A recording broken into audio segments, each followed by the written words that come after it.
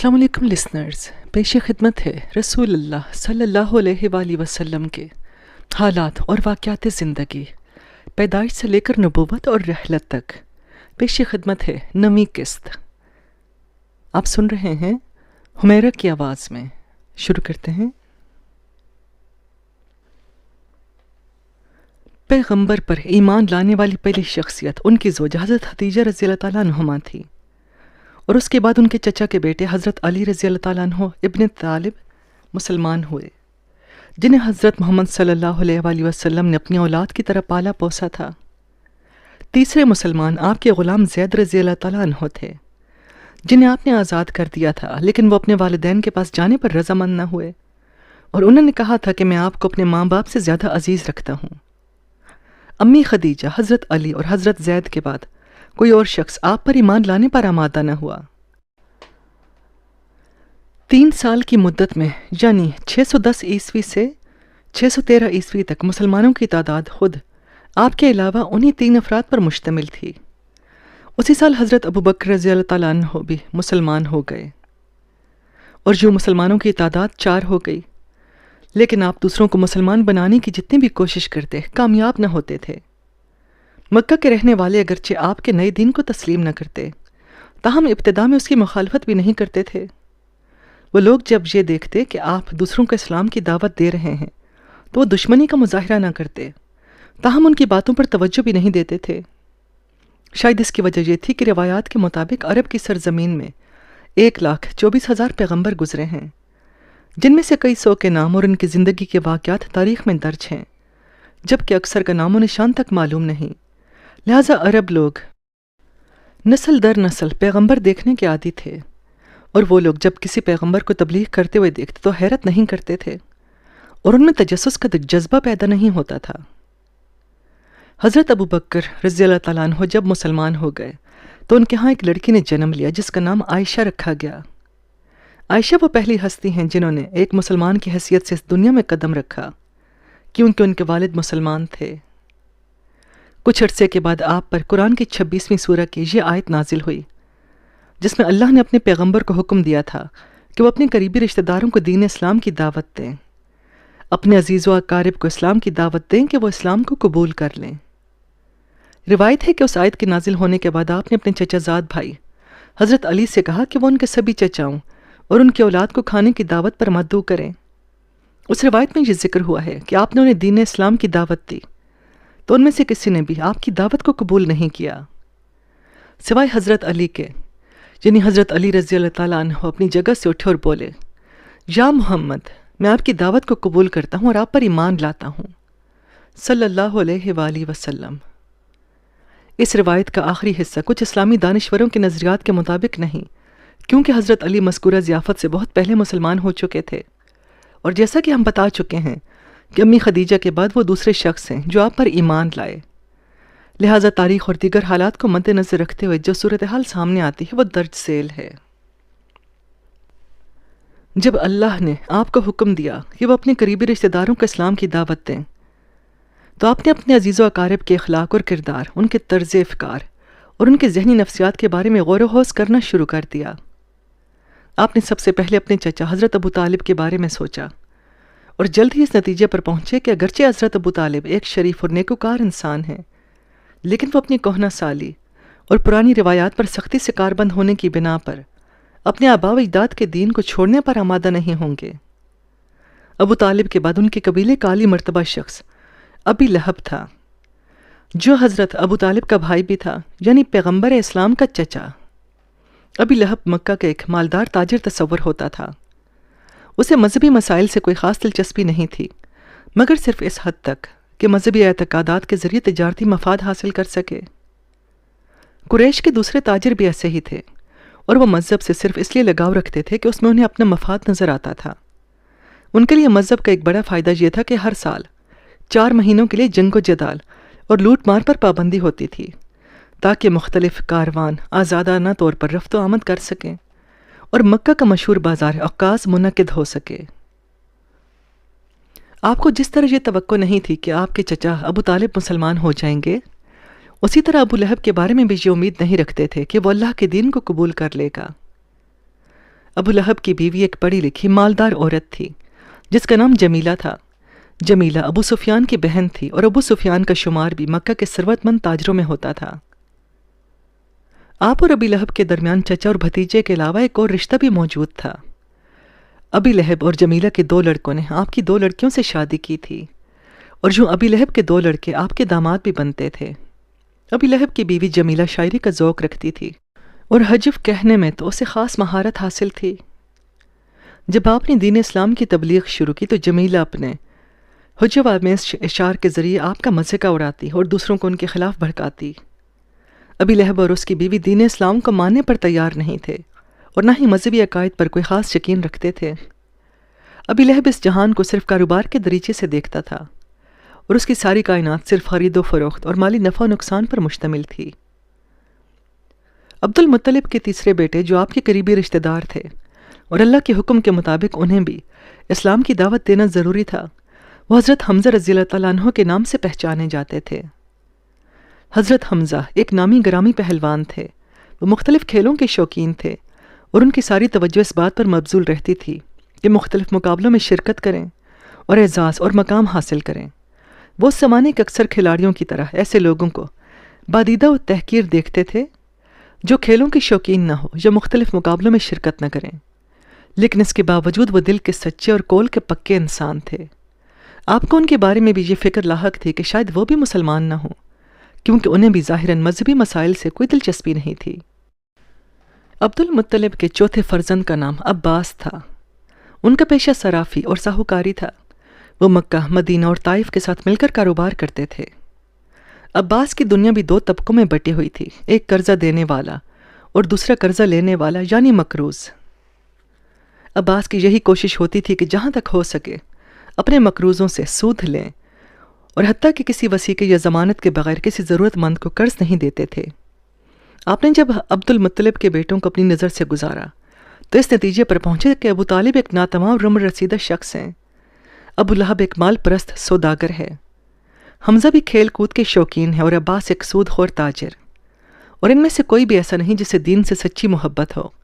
بلکہ ان کا مذہبی لگاؤ زیادہ تر دنیوی معاملات سے وابستہ ہے۔ آپ اگرچہ یہ جانتے تھے کہ ان میں سے کوئی شخص بھی کلام اللہ کو سننے کے لیے آمادہ نہیں، لیکن اس کے باوجود اللہ کے حکم سے روگردانی نہیں کر سکتے تھے، کیونکہ یہ حکم نازل ہو چکا تھا کہ وہ اپنے قریبی رشتہ داروں کو دین اسلام کی دعوت دیں۔ آپ کو جب یہ احساس ہوا کہ ان کے کلام کی گرمی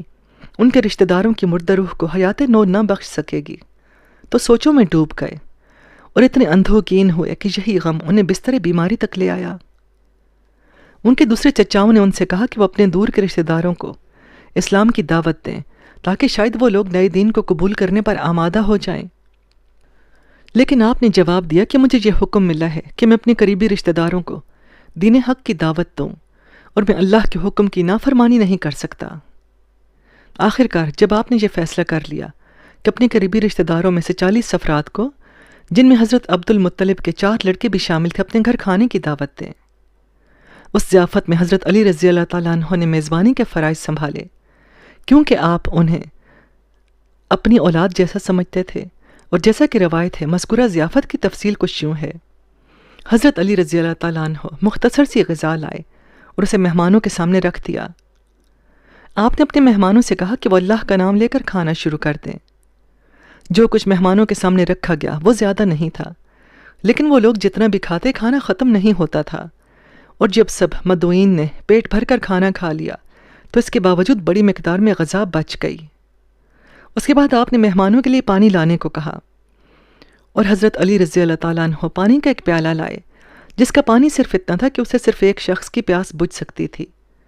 لیکن جب پہلے شخص نے جی بھر کر پانی پی لیا تو بھی پانی کی مقدار میں کمی واقع نہیں ہوئی،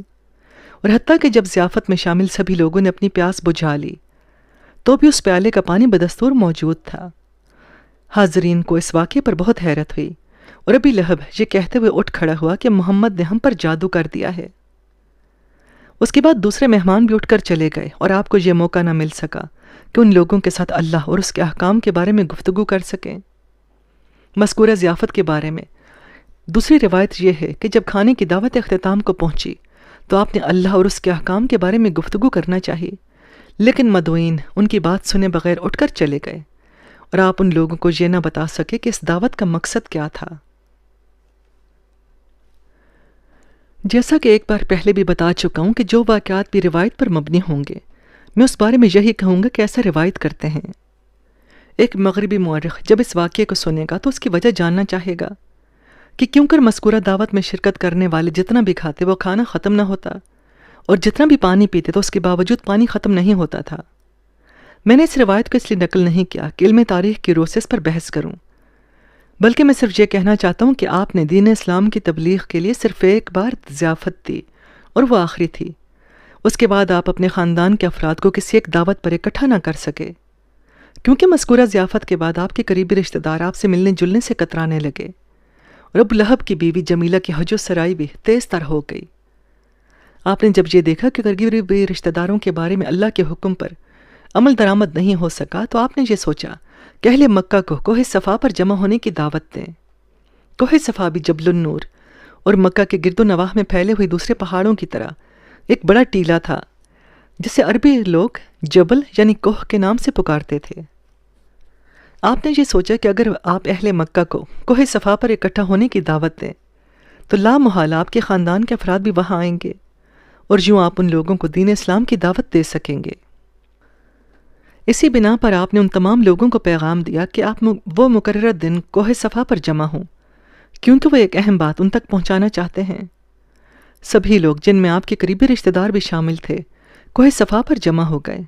آپ نے ایک بلندی پر کھڑے ہو کر حاضرین کو مخاطب کرتے ہوئے کہا، اے لوگو، اگر میں کوئی اہم بات تمہارے لیے بیان کروں تو کیا تم اسے قبول کرو گے یا نہیں؟ حاضرین نے یک صدا ہو کر جواب دیا،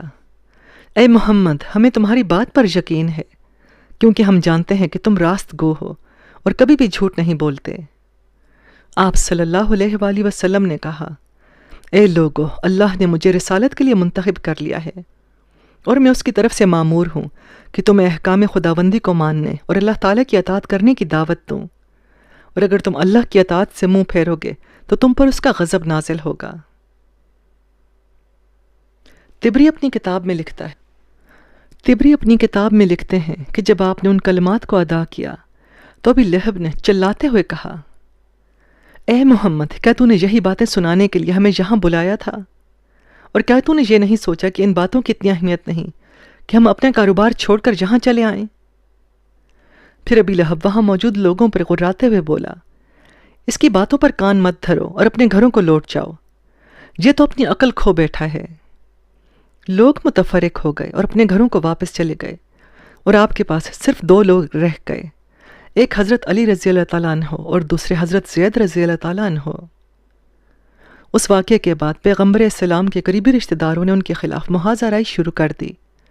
اور انہیں طعن و تمسخر کا نشانہ بنانا شروع کر دیا۔ جب جماعت قریش اور خاص طور پر ابو لہب اور اس کی بیوی جمیلہ نے یہ دیکھا کہ ان کی زبان کے تیر آپ پر بظاہر اثر انداز نہیں ہو رہے، تو وہ لوگ آپ کو طرح طرح کی اذیتیں پہنچانے پر اتر آئے۔ اگرچہ ابی لہب اور اس کی بیوی کا تعلق مکہ کے مہذب طبقے سے تھا،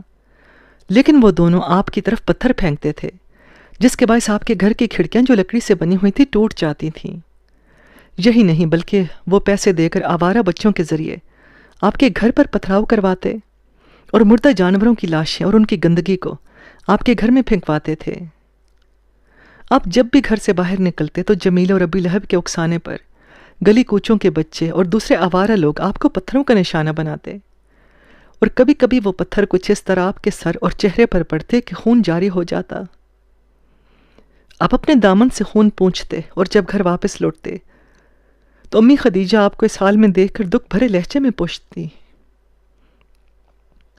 یا محمد صلی اللہ علیہ وآلہ وسلم، کیا آج بہت رنج اٹھایا ہے؟ آپ جواب میں کہتے، اے خدیجہ، جب انسان یہ جان لے کہ وہ کس مقصد کے لیے اور کس کی خاطر رنج اٹھا رہا ہے تو اسے دکھ اور درد کا احساس نہیں رہتا۔ اس بات کا ذکر پہلے بھی ہو چکا ہے کہ ابو لہب کی بیوی آپ کے راستے میں نوکیلے کانٹے بچھاتی تھی تاکہ وہ آپ کے پاؤں میں چبھ جائیں، اور جب آپ گھر پہنچ کر اپنے پاؤں سے کانٹے نکالتے تو خون جاری ہو جاتا تھا۔ آپ کے خاندان والوں نے آپ کو اتنی تکالیف پہنچائیں کہ ایک دن دل برداشتہ ہو کر اللہ کے حضور شکایت بھرے لہجے میں یہ کہنے لگے، اے اللہ، تو بہتر جانتا ہے ان میں سے کوئی بھی تیرے دین کو قبول کرنے پر تیار نہیں۔ اس شکوے کے بعد جبرائیل حاضر ہوئے اور آپ پر چند آیات نازل کیں جو آج قرآن کی 15ویں سورہ ہجر میں شامل ہیں، اور اسی سورہ کی 94ویں آیت ہے، یعنی جو اللہ کی طرف سے حکم ہوا ہے اسے آشکار کر اور مشرکوں کی ایذا رسانی پر توجہ مت دے۔ سورہ ہجر کی 95ویں آیت میں آیا ہے،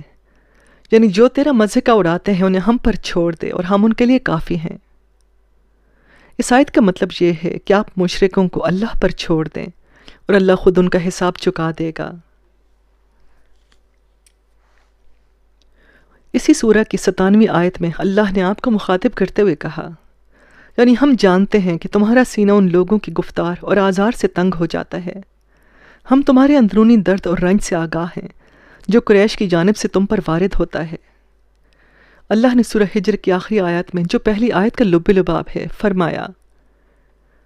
اے محمد صلی اللہ علیہ وآلہ وسلم، اپنے رب کی عبادت کر یہاں تک کہ تیری زندگی اختتام کو پہنچے۔ عبادت سے مراد یہ ہے کہ انسان اللہ کے سامنے اپنے فرائض خوش اسلوبی سے انجام دے۔ مندرجہ بالا آیت میں اللہ نے اپنے پیغمبر کو یہ تاکید کی ہے کہ وہ تمام مصائب اور مشکلات کے باوجود اپنی زندگی کے آخری دن تک اپنی رسالت کو پایۂ تکمیل تک پہنچانے کے لیے کوشش کرتے رہیں۔ بالائی ذکر آیات کے نازل ہونے کے بعد کہ جن میں اللہ نے اپنے پیغمبر کو یہ اطمینان دلایا کہ وہ مشرکوں کو فائق نہ ہونے دے گا، آپ کو ایک قلبی تسکین حاصل ہوئی، اور اس کے بعد آپ نے کفار کی طرف سے پہنچائی جانے والی تکالیف کو بڑی بردباری اور حوصلہ مندی سے برداشت کیا۔ ایک دن آپ اور امی خدیجہ اپنے گھر میں بیٹھے ہوئے تھے کہ آپ کی دونوں بیٹیاں جو ابی لہب کی بہو تھیں اپنا سامان لیے گھر میں داخل ہوئیں، اور انہوں نے اپنے والدین کو بتایا کہ ان کے شوہروں نے انہیں طلاق دے دی ہے اور انہیں اپنے ماں باپ کے گھر بھیج دیا ہے۔ امی خدیجہ نے اپنی بیٹیوں سے پوچھا کہ تمہیں طلاق کیوں ہوئی؟ لڑکیوں نے جواب دیا کہ ہمارے شوہروں نے ابو لہب اور اس کی بیوی جمیلہ کے کہنے پر ہمیں طلاق دی ہے۔ وہ لوگ کہتے ہیں کہ ابو لہب کے بیٹوں کو یہ زیب نہیں دیتا کہ ان کی بیویاں محمد جیسے شخص کی بیٹیاں ہوں، کیونکہ آج محمد تمام لوگوں کی نفرت اور مذمت کا شکار ہے، اور ایسے شخص کے ساتھ تعلقات رکھنا مکہ میں شرم کی نگاہ سے دیکھا جاتا تھا۔ امی خدیجہ اس واقعے سے بہت دل برداشتہ ہوئیں،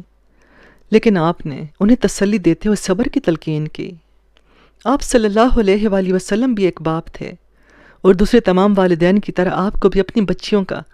گھر بار اجڑنے پر صدمہ پہنچا تھا، لیکن خاندانی دشمنی اور طرح طرح کے نفسیاتی دباؤ کے باوجود آپ کے قدم نہ ڈگمگائے، اور آپ نے اللہ کے دین کی تبلیغ میں حتیٰ کہ ایک لہجہ بھی فروگزاشت نہیں کیا۔ دوسری طرف آپ کے دشمن بھی جو بدوی عرب تھے اپنے کہن افکار پر سختی سے کاربند رہتے ہوئے اپنے آباء و اجداد کے دین کے سلسلے میں انتہائی تعصب کا مظاہرہ کرتے تھے۔ ایک بدوی عرب کسی یورپی باشندے کی طرح آئیڈیالوجی کا عادی نہیں ہوتا۔ یورپی باشندوں کو یونانی تہذیب کے زمانے سے آئیڈیالوجی کی عادت ہو گئی ہے۔ ایک یورپی کے دماغ میں ہو سکتا ہے کہ بہت سے افکار سما جائیں، لیکن ایک بدوی عرب کے دماغ میں سما جانے والے افکار لامحدود نہیں ہوتے، کیونکہ ایک بدوی عرب کسی یورپین کی طرح گوناگوں گوئے افکار میں مبتلا نہیں ہوتا، لہذا جب وہ کسی عقیدے پر کاربند ہو جائے تو کسی بھی طور اس سے اس کا عقیدہ واپس نہیں لیا جا سکتا مگر کسی دوسرے مضبوط اور مؤثر عقیدے کے ذریعے۔ یہ بات عرب میں کچھ اس طرح صادق ہے کہ آج جب کہ تیل کا پائپ عرب کی سرزمین کے بیچ میں سے گزر رہا ہے اور کوئی دن اور رات ایسا نہیں کہ وہاں ہوائی جہاز کی آوازیں سنائی دے، تو آج بھی ایک بدوی عرب رنگا رنگ آئیڈیالوجی کا تابع نہیں، اور آج بھی کسی بدو عرب کے ذہن میں 2 یا 3 سے زیادہ باتیں نہیں سماتی، لیکن جب اس کے افکار کسی عقیدے کا روپ دھار لیں تو محال ہے کہ وہ کسی بھی طور اپنے عقیدے سے دستبردار ہو جائے۔ بدوی عربوں کے تعصب کی مثال کے طور پر قدیم عرب شاعر شنفرہ کی شرح زندگی بڑی دلچسپی کی حامل ہے۔ شنفرہ نہ صرف اپنی زندگی میں بہت مشہور تھا بلکہ سعودی عرب کے بدو باشندوں کو آج بھی اس کے کچھ اشعار زبانی یاد ہیں، اور وہ لوگ شنفرہ کو اچھی طرح پہچانتے ہیں۔ کہا جاتا ہے کہ شنفرہ ایک دن عرب کے بیابان سے گزر رہا تھا کہ قبیلہ بنو سلیمان کے کچھ افراد نے اس کا مذاق اڑایا اور اس کی توہین کی۔ شنفرہ نے اس وقت کے بدوی قانون کے مطابق یہ فیصلہ کیا کہ وہ بنو سلیمان کے قبیلے سے انتقام لے کر رہے گا۔ جیسا کہ پہلے ذکر ہو چکا ہے کہ عرب میں کہ ہرگز کسی ایک قصوروار شخص کو سزا نہیں دی جاتی تھی، بلکہ اس کا پورا قبیلہ انتقام کا مستحق قرار پاتا تھا۔ لہذا شنفرہ نے یہ عہد کیا کہ وہ اپنی بے عزتی کا بدلہ لینے کے لیے قبیلہ بنو سلیمان کے 100 افراد کو موت کے گھاٹ اتارے گا۔ اس دن کے بعد شنفرہ نے اپنے قبیلے اور دیار کو خیر بات کہا اور تیر کمان لے کر قبیلہ بنو سلیمان کے افراد کی طاق میں نکل پڑا، اور 15 سال کی طویل مدت کے بعد وہ اپنے دشمن قبیلے کے 99 افراد کو موت کے گھاٹ اتارنے میں کامیاب ہو گیا۔ تاہم ایک دن جب وہ ایک کنویں سے پانی کھینچنے میں مشغول تھا تو کچھ صحرائی لٹیرے اس پر ٹوٹ پڑے اور اسے موت کے گھاٹ اتار دیا۔ شنفرہ کی لاش صحرائی جانوروں کا لقمہ بن گئی اور جلد ہی اس کے جسم سے سوائے ہڈیوں کے کوئی اور چیز باقی نہ بچی، اور پھر وہ ہڈیاں بھی ادھر ادھر بکھر گئیں، لیکن اس کے جمجمے یعنی سر کی ہڈی کنویں کے پاس پڑی رہ گئی، یہاں تک کہ ایک دن قبیلہ بنو سلیمان کے کچھ لوگ وہاں سے گزرے اور پانی پینے کی غرض سے کنویں کے پاس پہنچے۔ اس وقت تیز آندھی چل رہی تھی اور آندھی کی رفتار اتنی زیادہ تھی کہ شنفرہ کے سر کی ہڈی اڑتی ہوئی قبیلہ بنو سلیمان کے ایک فرد کے پاؤں پر پڑی، جسے ایک گہرا زخم بن گیا، اور بعد میں یہی زخم اتنا بڑھا کہ مذکورہ شخص کی موت کا سبب بن گیا۔ یوں شنفرہ مرنے کے بعد بھی اپنی قسم کو نہیں بھولا، اور اس نے اپنے جمجمے کی ہڈی سے بنو سلیمان کے قبیلے کے ایک اور شخص کو موت کے گھاٹ اتار کر مقتولین کی تعداد 100 تک پہنچا دی۔ واضح رہے کہ سرگزشت کا آخری حصہ ایک افسانہ ہے اور ایک مورخ اسے تسلیم نہیں کر سکتا، لیکن میرے کہنے کا مقصد یہ ہے کہ ایک بادیہ عرب کچھ اس طرح کے تعصب کا شکار ہو جاتا ہے کہ وہ مرنے کے بعد بھی اسے فراموش نہیں کرتا، اور حتیٰ کہ اسے اپنی اولاد کو منتقل کر دیتا ہے۔ جب اللہ نے آپ کو پیغمبری کے لیے منتخب کر لیا تو چونکہ انہیں اپنے اللہ اور اس کے دین پر پختہ یقین تھا، لہٰذا رشتہ داروں اور اہل قبیلہ کے ستانے، ڈرانے اور دھمکانے کے باوجود آپ کا یقین متزلزل نہیں ہوا، اور نہ ہی آپ نے پسپائی اختیار کی، بلکہ اللہ کے دین کو رواج دینے کے لیے آپ کا عزم پہلے سے زیادہ پختہ اور قوی ہو گیا۔ جب آپ کو یہ یقین حاصل ہو گیا کہ آپ اللہ کے منتخب شدہ پیغمبر ہیں اور آپ پر اللہ کے دین کو پھیلانے کی ذمہ داری عائد ہوتی ہے، تو اگر آپ کو جان سے مارنے کی کوشش بھی کی جاتی تو بھی آپ اپنی رسالت سے دستبردار ہونے پر تیار نہ ہوتے۔ بہرحال بعثت کے چوتھے سال تک ان کے قریبی رشتہ دار اور قبیلہ قریش کے دوسرے افراد انہیں مختلف قسم کی اذیتیں پہنچانے پر ہی اکتفا کرتے رہے، لیکن اس کے بعد انہوں نے آپ کو اپنے راستے سے ہٹانے کا منصوبہ شروع کر دیا۔ اس کی وجہ یہ بھی تھی کہ آپ نے عملی طور پر اپنے دین کی منادی شروع کر دی، اور آپ اپنے رشتہ داروں اور قبیلہ قریش کے دوسرے افراد سے یہ کہتے تھے کہ وہ رنگ رنگ خداؤں کو جو خود ان کے ہاتھوں سے بنائے گئے ہیں پرستش کرنا چھوڑ دیں اور صرف اس اللہ کی عبادت کریں جس کا کوئی شریک نہیں اور جو ساری کائنات کا مالک ہے۔ آپ کے قریبی رشتہ دار اور قبیلہ قریش کے دوسرے افراد آپ سے یہ پوچھتے، کیا تم یہ چاہتے ہو کہ ہم ان خداؤں کی پوجا چھوڑ دیں جن کی پرستش ہمارے آبا و اجداد کرتے تھے؟ آپ جواب میں کہتے، ہاں، ان کی پرستش کرنا چھوڑ دو اور کہو لا الہ الا اللہ تاکہ ہدایت پا سکو۔ یہ جواب سن کر قریش کا غصہ و غضب شدت اختیار کرتا گیا اور انہوں نے آپ کو قتل کرنے کا فیصلہ کر لیا۔ آپ کی یہ عادت تھی کہ آپ دن کے وقت اپنے گھر سے نکل کر خانہ کعبہ کی طرف روانہ ہوتے اور وہاں پہنچ کر اللہ کی عبادت میں مشغول ہو جاتے تھے۔ قریش نے جو یہ سمجھ چکے تھے کہ آپ ہر روز خانہ کعبہ جانے کا شوق رکھتے ہیں، آپ پر یہ پابندی عائد کر دی کہ آپ کو بیت اللہ میں قدم رکھنے کی اجازت نہیں۔ بیت کے معنی گھر کے ہیں، لیکن مکہ میں اس کا اطلاق خانہ کعبہ ہی پر ہوتا ہے۔ آپ نے قریش کو جواب دیا کہ کعبہ اللہ کا گھر ہے اور مجھے اللہ کے گھر میں داخل ہونے کے لیے تمہاری اجازت کی ضرورت نہیں۔ ایک دن جب آپ خانہ کعبہ میں سجدے کی حالت میں اللہ کی عبادت کر رہے تھے تو ابو جہل اپنے قبیلے کے کچھ دوسرے افراد کے ہمراہ وہاں پہنچ گیا۔ ابو جہل کے ہاتھ میں اونٹ کی اوجری تھی جس میں کثیف خون اور دوسری گندگیاں بھری ہوئی تھیں۔ عرب میں کسی کو سزائے موت دینے کا ایک طریقہ یہ بھی تھا کہ پانی یا خون یا دوسری گندگیوں سے بھری ہوئی اونٹ کی اوجڑی کو اس کے سر پر اس طرح چڑھا دیتے تھے کہ محکوم کا سر اور چہرہ اوجڑی کے اندر پھنس جاتا، پھر اوجڑی کے نچلے حصے کو کسی تھیلے کے منہ کی طرح مضبوطی سے اس کی گردن میں باندھ دیا جاتا۔ اس طرح چونکہ محکوم شخص کی ناک اور منہ مکمل طور پر اوجڑی کے اندر پھنس جاتے، لہٰذا وہ سانس نہیں لے سکتا تھا اور دم گھٹنے کے باعث جلد ہی اس کی موت واقع ہو جاتی تھی۔ اس روز ابو جہل اور اس کے دوسرے ساتھی یہ فیصلہ کر کے آئے تھے کہ وہ آپ کو اوجڑی کے ذریعے ہلاک کر دیں گے۔ ابو جہل اور اس کے ساتھی جب خانہ کعبہ میں داخل ہوئے تو آپ کو اس کی آمد سے باخبر نہ ہو سکے، کیونکہ ایک تو آپ اپنے گرد و پیش سے بے خبر عبادت میں مشغول تھے، اور دوسرے یہ کہ ان کے خون کے پیاسے پھونک پھونک کر قدم اٹھا رہے تھے تاکہ ان کے قدموں کی آہٹ تک سنائی نہ دے۔ ابو جہل جیسے ہی وہاں پہنچا، اس نے پلک جھپکنے میں اونٹ کی اوجڑی آپ کے سر پر رکھ دی، اور جلد ہی پیغمبر کا سر اور چہرہ اس میں پھنس گیا۔ پھر ابو جہل نے بڑی پھرتی کے ساتھ اوجڑی کے دوسرے سرے کو ایک تھیلی کی طرح آپ کی گردن میں باندھ دیا۔ آپ کو جیسے ہی یہ احساس ہوا کہ کوئی چیز آپ کے سر پر رکھ دی گئی ہے تو آپ نے اٹھ کر اپنے آپ کو نجات دلانے کی کوشش کی، لیکن کامیاب نہ ہو سکے۔ جو لوگ آپ کے آس پاس موجود تھے وہ آپ کو اپنی رہائی کے لیے تگ و دو کرتا ہوا دیکھ رہے تھے، اور انہیں بخوبی یہ احساس تھا کہ سانس رکنے کے باعث نعوذ باللہ جلد ہی آپ اپنی جان سے ہاتھ دھو بیٹھیں گے۔ آپ کی بے قراری اور بے تابی کو دیکھتے ہوئے انہوں نے سوچا کہ وہ آپ کے چہرے اور سر سے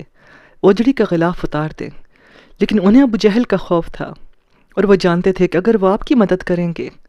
تو ابو جہل جیسے خوفناک شخص کی دشمنی مول لے بیٹھیں گے۔ لہٰذا انہوں نے آپ کی رہائی کے لیے کوئی قدم نہیں اٹھایا۔ تاہم قریش کی ایک عورت جو وہاں موجود تھی وہ اس کربناک منظر کی تاب نہ لا سکی، اور دوڑی ہوئی آپ کے گھر پہنچی اور آپ کی صاحبزادی حضرت رقیہ رضی اللہ تعالیٰ عنہما سے کہا، جتنا جلدی ہو سکے اپنے باپ کی مدد کے لیے خانہ کعبہ پہنچو، اگر وہ دیر ہو گئی تو انہیں زندہ نہ پا سکو گی۔ رقیہ رضی اللہ تعالیٰ عنہما سراسیمہ حالت میں روتے ہوئے خانہ کعبہ تک پہنچی۔ ابو جہل اور دوسرے لوگوں نے جب شہزادی رقیہ کو آتے دیکھا تو پیچھے ہٹ گئے، اور شہزادی رقیہ نے بلا تاخیر آپ کے چہرے اور سر کو اوجڑی کی گرفت سے آزاد کیا، اور اپنے دامن سے ان کے چہرے کو صاف کیا تاکہ آسانی سے سانس لے سکیں۔ لیکن آپ دم گھٹنے کے باعث 1 گھنٹے تک حرکت کرنے کے قابل نہ ہو سکے، اور اس کے بعد اپنی بیٹی کے سہارے کھڑے ہوئے اور آہستہ آہستہ قدم اٹھاتے ہوئے اپنے گھر کی طرف روانہ ہو گئے۔ گھر پہنچ کر آپ نے شہزادی رقیہ کی مدد سے اپنے چہرے اور سر سے خون اور دیگر کثافات کو صاف کیا، کپڑے تبدیل کیے، اور شہزادی رقیہ نے اپنے والد کے کپڑے دھو کر سکھانے کے لیے دھوپ میں ڈال دیے۔ اگلے دن آپ گزشتہ روز کے واقعے سے خوف زدہ ہوئے بغیر، جیسے کوئی خاص بات پیش ہی نہ آئی ہو، دوبارہ خانہ کعبہ کی طرف روانہ ہوئے، اور وہاں پہنچ کر عبادت میں مشغول ہو گئے۔ آپ ایک بااستقامت اور قوی ارادہ انسان تھے، اور جب آپ کو یہ یقین حاصل ہو گیا کہ آپ نے حقیقت کو پا لیا ہے تو پھر کوئی دوسرا آپ کو ڈرانے، دھمکانے، حتیٰ کہ قاتلانہ حملے کرنے سے آپ کے ایمان کو متزلزل نہیں کر سکتا تھا۔ لیکن آپ کے مخالفین بھی انتہائی لجاجت پیشہ اور متعصب تھے، اور انہوں نے جب یہ دیکھا کہ آپ دوبارہ خانہ کعبہ میں داخل ہو گئے ہیں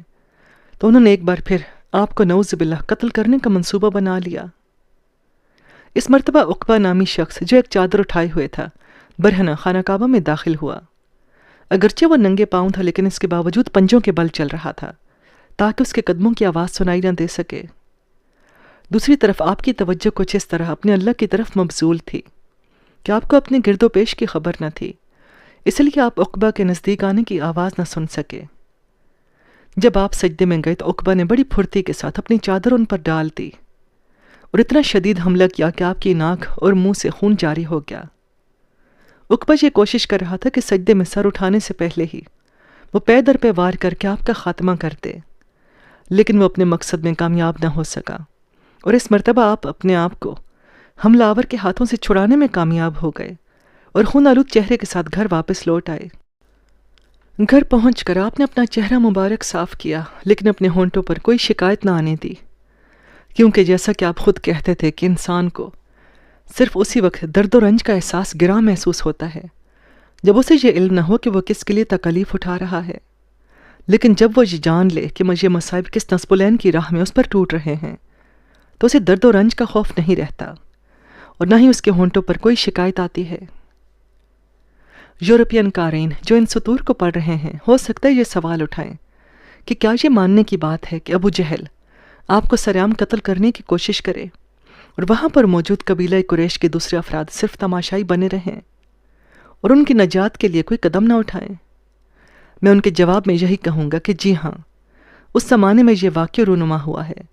جیسا کہ آج بھی جب کہ 20ویں صدی کا زمانہ ہے۔ اس قسم کے واقعات بغیر کسی ترحم کے جزیرہ العرب میں رونما ہوتے رہتے ہیں۔